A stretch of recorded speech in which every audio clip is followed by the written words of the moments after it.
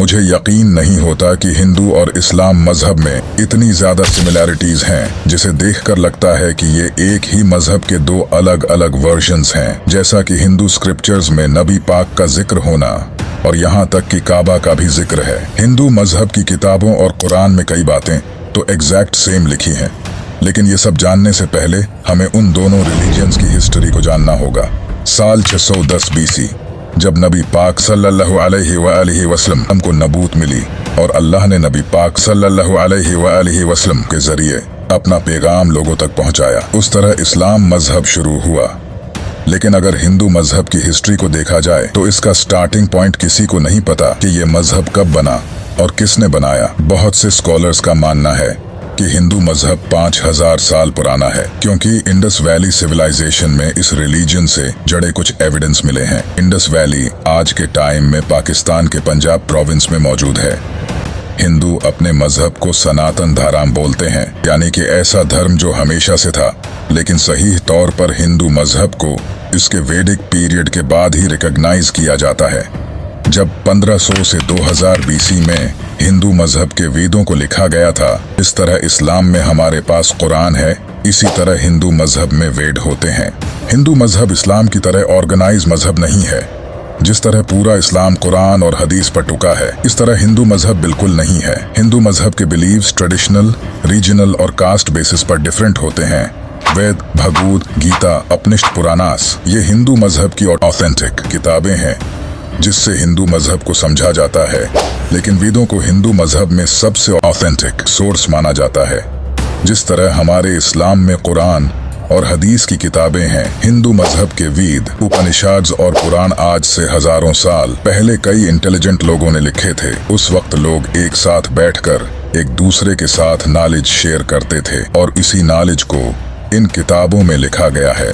इन texts के अलावा भी हिंदू मजहब में महाभारत और रामायण जैसी कहानियां हैं। इस्लाम की तरह हिंदू मजहब में भी फर्के बने हुए हैं। नबियों का कॉन्सेप्ट भी इस्लाम और हिंदू मजहब दोनों में है। इस्लाम में जैसा कि हम जानते हैं कि अल्लाह ने 1,24,000 नबियों को भेजा था और मेरे नबी पाक सल्लल्लाहु अलैहि वसल्लम अल्लाह के आखिरी नबी हैं। उनके बाद कोई नबी नहीं आएगा। इसी तरह हिंदू मजहब में अवतार को माना जाता है।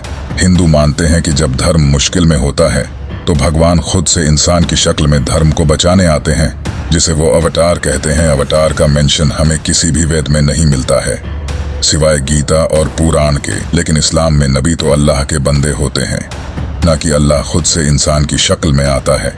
लेकिन कई स्कॉलर्स का मानना है कि ये अवतार लफ्ज इन दो लफ्जों से मिलकर बना है, जिसका मतलब होता है नीचे भेजा गया। तो स्कॉलर्स का मानना है कि अवतार इन लोगों को कहा जाता है जिनका खुदा से खास ताल्लुक होता है। ऐसे लोगों का जिक्र हमें चारों वेदों में भी मिलता है और वेदों को तो हिंदू मजहब की सबसे ऑथेंटिक किताब माना जाता है। तो हो सकता है कि अवतार असलियत में नबी ही हो। लेकिन अगर मैं आपको कहूँ कि नबी पाक का जिक्र हिंदू किताबों में है, तो आप इस बात पर बिल्कुल यकीन नहीं करोगे। बहाविश या पुराना में ये लिखा है कि एक मोहम्मद नाम का उस्ताद अपने साथियों के साथ अरब में आएगा। यहाँ साफ तौर पर नबी करीम सल्लल्लाहु अलैहि वसल्लम का नाम मोहम्मद लिया गया है और ये भी लिखा है कि वो अरब में आएगा। और यहाँ नबी पाक के साथी यानी सहाबा कराम का भी जिक्र है और यहाँ ये भी लिखा है कि वो पूरी इंसानियत में सबसे बेहतर होगा। अथर्ववेद में भी लिखा है कि वो नरशंसा होगा, वो कौरामा होगा, जो कि 60,000 दुश्मनों में भी महफूज रहेगा। यहाँ बताया गया है कि वो नरशंसा होगा। नरशंसा का मतलब होता है तारीफ करने वाला और कौरमा का मतलब होता है पीस फैलाने वाला। और आप ये तो अच्छे से जानते हैं कि अल्लाह ने नबी पाक को पूरी दुनिया के लिए रहमत बनाकर भेजा था। लेकिन कौरामा का एक और मतलब होता है एमिग्रेंट्स। और नबी पाक भी मक्का छोड़कर मदीना चले गए थे, क्योंकि इस वक्त मक्का के लोग आपके दुश्मन बन चुके थे। उसके अलावा अथर्ववेद में भी लिखा है कि वो ऊंट पर सवारी करेगा जिसका रथ आसमान को छुएगा। आपको ये भी अच्छे से पता होगा कि नबी पाक ने अपनी जिंदगी में कितनी बार ऊंट पर सफर किया है। उसके अलावा अथर्ववेद में भी लिखा है जब वो लोग जंग के मैदान में तारीफें सुनेंगे तो उनकी हिम्मत बढ़ जाएगी और वो 10,000 दुश्मनों से लड़े बगैर जीत जाएंगे और करू के खिलाफ लड़ेंगे। यहाँ लिखा है कि जब वो जंग के मैदान में तारीफें सुनेंगे तो उनकी हिम्मत बढ़ जाएगी। यही अल्लाह कुरान में फरमाता है। और जब मोमिनों ने काफिरों के लश्कर को देखा तो कहने लगे ये वही है जिसका खुदा और उसके पैगंबर ने हमसे वादा किया था, और खुदा और उसके पैगंबर ने सच कहा था, और उससे उनका ईमान और इताअत और ज्यादा हो गई। और हिस्ट्री में जब मौता की जंग हुई, इस वक्त 3000 मुसलमान 10,000 काफिरों के मुकाबले में थे। और यहाँ ये भी लिखा है कि वो करू के खिलाफ लड़ेंगे। करू का मतलब होता है तारीफ करने वाला। अगर हम उसे अरबी में ट्रांसलेट करें तो ये बनता है अहमद, जो कि नबी पाक का ही एक नाम है। उसके अलावा भी मंत्रा नंबर 7 में लिखा है, भगवान की मदद से अभांदू 20 चीफ्स और 699 दुश्मनों को हराएगा। और यहाँ जिस इंसान का नाम अभांदू लिया गया है उसका मतलब होता है यतीम, जो कि हम जानते हैं कि नबी पाक सल्लल्लाहु अलैहि वसल्लम बचपन से यतीम थे। सामवीद में ये लिखा है कि उस रश्शी को उसकी माँ दूध नहीं पिलाएगी। नबी पाक ने भी अपनी माँ का दूध नहीं पिया, क्योंकि आपको आपकी दाई हलीमा सादिया ने दूध पिलाया था। जिस तरह इस्लाम में हम इमाम मेहदी का इंतजार करते हैं और हमें पता है कि क़यामत से पहले इमाम मेहदी का ज़ुहूर होगा, उसी तरह हिंदू मजहब में लोग कल की अवतार को मानते हैं। और उनका ये मानना है कि जब भी कलियुग होता है तो कल की अवतार अपीयर होता है, जो कि विष्णु का ही एक अवतार होता है। कल की अवतार का हिंदू आज इंतजार कर रहे हैं। उनका मानना है कि कल की अवतार बहुत जल्द इस दुनिया में अपीयर होगा। इसी पर हिंदू मजहब के बहुत बड़े स्कॉलर पंडित वेद प्रकाश ने एक किताब लिखी थी, जिसमें उन्होंने बताया था कि हिंदू जिस कल की अवतार का इंतजार कर रहे हैं वो ऑलरेडी इस दुनिया में आ चुका है, और वो कल की अवतार हमारे नबी हजरत मोहम्मद थे। वेदों में लिखा है कि कल की अवतार भगवान का आखिरी मैसेंजर होगा। नबी पाक सल्लल्लाहु अलैहि वसल्लम भी अल्लाह के आखिरी नबी हैं। इस अवतार के बाप का नाम विष्णु भगत होगा और उसकी माँ का नाम सुमन होगा। यहाँ इस अवतार के बाप का नाम विष्णु भगत बताया है। विष्णु भगत का मतलब है विष्णु का बंदा, और नबी पाक के वालिद का नाम था अब्दुल्ला, जिसका मतलब है अल्लाह का बंदा। इन दोनों लफ्जों का ऑलमोस्ट सेम मीनिंग है। इसी तरह इस अवतार की माँ का नाम सोमनिब बताया गया है, जिसका मतलब है शांति। नबी पाक की माँ का नाम था हजरत आमना, जिसका मतलब भी शांति ही है। हिंदू मजहब की बड़ी किताबों में लिखा है कि कल की अवतार जैतून और खजूर पर जिंदा रहेगा, बिल्कुल जैसे नबी पाक अरब में खजूर और जैतून इस्तेमाल करते थे और उसे पसंद भी बहुत करते थे। वेद में लिखा है कि कल की अवतार अपनी जमीन के रिस्पेक्टेड खानदान में पैदा होगा। नबी पाक सल्लल्लाहु अलैहि वसल्लम भी अरब के इज्जतदार खानदान कुरैश में पैदा हुए थे। हिंदू मजहब में ये भी लिखा है कि कल की अवतार को भगवान गार में अपना मसा देंगे, जैसे नबी पाक को हजरत जब्राइल ने गार हिरा में अल्लाह का पहला मसा दिया। किताबों में ये भी लिखा है, जिसे हिंदू मानते हैं, कि कल की अवतार को भगवान एक ऐसा घोड़ा देंगे जिसकी मदद से वो पूरी दुनिया, सातों आसमान और जमीन घूमेगा। जिस तरह नबी पाक ने बुराक पर मिराज का सफर किया। किताबों में ये भी लिखा है कि इस अवतार को भगवान खुद मदद देंगे, एग्जैक्टली जिस तरह अल्लाह ने नबी पाक की बद्र की जंग में मदद की। हिंदू मजहब की किताबों में लिखा है कि कल की अवतार घोड़ा और तीर चलाने में माहिर होगा, जैसे नबी पाक थे। जिस पर पंडित वेद प्रकाश का कहना है कि आज के दौर में तो कोई घोड़ों और तीरों का यूज नहीं करता। ये दौर तो कब का जा चुका है। अब तो मिसाइल, बॉम्ब्स और टैंक्स से जंगें लड़ी जाती हैं। तो इसीलिए हिंदू का इस अवतार का इंतजार करने का कोई पॉइंट नहीं है। ये अवतार नबी पाक ही थे, जो कि आज से 1400 साल पहले जा चुके हैं। आप देख सकते हो नबी पाक का जिक्र हिंदू मजहब में भी है, और उसके अलावा दुनिया के कई रिलीजन्स में नबी पाक का जिक्र है। हिंदू और इस्लाम मजहब में और भी सिमिलैरिटीज हैं। जिस तरह हम जन्नत और दोज़ख पर ईमान रखते हैं, हिंदू मजहब में स्वर्ग और नरक है। हम ईद पर जानवर ज़बह करते हैं, हिंदू भी जानवर कुर्बान करते हैं। हम ज़कवा देते हैं और हिंदू दान करते हैं। हम रोज़ा रखते हैं, हिंदू व्रत रखते हैं। हम हज करने मक्का जाते हैं। लेकिन क्या आपको पता है कि हिंदू स्क्रिप्चर्स में भी मक्का का जिक्र है? आपने बिल्कुल ठीक सुना है। हरि हरीश्वर महात्मा में एक मंत्र है, उसमें लिखा है कि मक्का में विष्णु के कदमों के निशान है।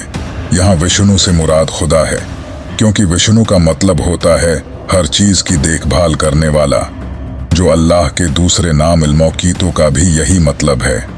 और हम मुसलमान मक्का में वाक़े काबा को भी अल्लाह का घर समझते हैं। आप देख सकते हो कि इस्लाम और हिंदू मजहब में कितनी ज़्यादा सिमिलैरिटीज़ हैं, लेकिन जो सबसे बड़ा डिफरेंस लोगों को लगता है वो ये है कि इस्लाम में हम एक अल्लाह को मानते हैं और मूर्ति पूजा भी इस्लाम में हराम है, लेकिन हिंदू अलग अलग खुदाओं को मानते हैं और मूर्ति पूजा करते हैं, जबकि उपनिषदों में ये साफ साफ लिखा है वो एक है और उसका दूसरा नहीं। उसके ना तो माँ बाप हैं और ना ही उसका कोई खुदा है। इस जैसा कोई नहीं, उसे इंसान की आंखें देख नहीं सकती।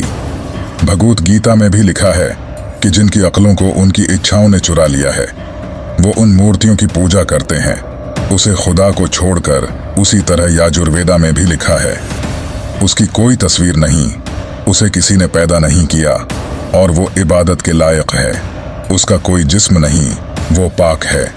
वो अंधेरे में गहरे डूब जाते हैं जो संभोति यानी तख्लीक की इबादत करते हैं। इतना ही नहीं, ऋग्वेद में भी लिखा है पादरी एक खुदा को कई नामों से पुकारते हैं, उसकी इबादत करो। जिस जैसा कोई नहीं, जो अकेला है, सिर्फ एक खुदा है, दूसरा नहीं, हरगुज नहीं, हरगुज नहीं, कम से कम नहीं, और उसके सिवा किसी की इबादत न करो, सिर्फ इसी की इबादत करो। उत्तर व वेद में भी लिखा है खुदा सबसे अजीम है। ये सारी बातें कुरान में एग्जैक्टली सेम टू सेम लिखी हैं। हिंदू मानते हैं कि पूरे यूनिवर्स को ब्रह्मा ने बनाया है। ब्रह्मा का मतलब होता है क्रिएटर, जिससे आप अल्लाह भी कह सकते हो। रंगराचार्य जी, जो हिंदू मजहब के सबसे बड़े स्कॉलर थे, उन्होंने कहा था कि ब्रह्मा ही सच है। वो भी एक ही खुदा को मानते थे, यानी कि खुदा एक है और वही सच है। लेकिन अगर हिंदू मजहब में एक खुदा का मानने का कहा गया है, तो फिर क्यों लोग मूर्तियों की पूजा करते हैं? इस्लाम 1400 साल पुराना मजहब है, और जैसा कि आप जानते हो कि इस्लाम में अल्लाह के अलावा किसी और की इबादत करना सख्त गुनाह है। फिर भी आज आप देख सकते हो कि कितने मुसलमान शरक करते हैं। हिंदू मजहब 5000 साल पुराना है, तो वहाँ ऐसा होना तो कोई खास बात नहीं है। गौतम बुद्ध खुद सारी जिंदगी लोगों को बुतों की पूजा करने से रोकते रहे, लेकिन उनके मरने के बाद लोगों ने उनकी ही पूजा करना शुरू कर दिया। हजरत मूसा अलैहिस्सलाम ने जब लोगों को समंदर पार करवाया, तो समंदर पार करते ही एक इंसान ने हजरत मूसा अलैहिस्सलाम को ये कह दिया कि आप हमें अपने रब की कोई मूर्ति बना दे ताकि हम उसकी पूजा कर सकें। हजरत ईसा अलैहिस्सलाम ने लोगों को अल्लाह की इबादत करने की तालीम दी और लोगों ने उन्हें ही खुदा बना दिया। जिस तरह इस्लाम में अल्लाह के 99 नाम है, इसी तरह हिंदू मजहब में एक ही खुदा के अलग अलग अवतार हैं। जिस तरह अल्लाह का हर नाम उसकी नई खूबी बयान करता है, इसी तरह जिसको अच्छाई पसंद है वो शो को मानता है, जिससे प्यार पसंद है वो कर्षणा को मानता है। यानी कि ये सारे उस एक ही खुदा की अलग अलग खूबी को रिप्रेजेंट करते हैं, और वो खुदा सिर्फ एक है, जो कि हमने देखा कि वेदों में बार बार कहा गया है। जिस तरह अल्लाह को कोई रहमान के नाम से याद करता है तो कोई मालिक के नाम से, लेकिन याद तो इस एक ही को क्या जा रहा है। लेकिन अब प्रॉब्लम ये है कि हिंदुओं ने इस एक खुदा को छोड़कर इन मूर्तियों को पकड़ लिया है, जो कि इंसान ने खुद बनाई है, और वो खुद की बनाई हुई चीज के प्यार में पड़ गया है। और यही शिर्क है। इन मूर्तियों को छोड़ो और इस एक को पकड़ो। वही तो राम है, शिव है, कृष्णा है, वही मेरा अल्लाह है, वही उस यूनिवर्स का सच है। आखिर में मैं बस इतना ही कहना चाहूँगा, जिस मजहब पर हम एक दूसरे से लड़ते हैं वो असलियत में तो एक ही खुदा को मानते हैं। इसीलिए हमें मूर्ति पूजा से हटकर इसी एक खुदा की इबादत करनी चाहिए, जिसका जिक्र कुरान और वेद दोनों में है। वीडियो अच्छी लगी तो उसे लाइक और चैनल को सब्सक्राइब करके जाएगा। खुदा हाफिज।